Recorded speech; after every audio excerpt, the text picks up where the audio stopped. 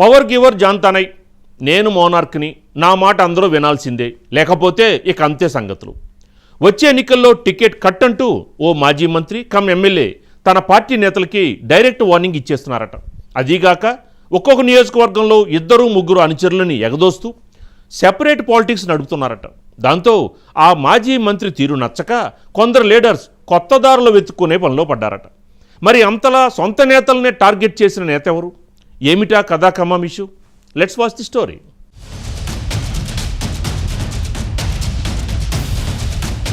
అధికారంలో లేకున్నా బీఆర్ఎస్ పార్టీలో అంతర్గత కుమ్ములాటలకి అడ్డుకట్ట పడడం లేదట. ఉమ్మడి నల్గొండ జిల్లాలో 12 సెగ్మెంట్లలో ప్రస్తుతం గులాబీ పార్టీకి సూర్యాపేట నుంచి మాజీ మంత్రి జగదీష్ రెడ్డి ఒక్కరే ఎమ్మెల్యేగా ఉన్నారు.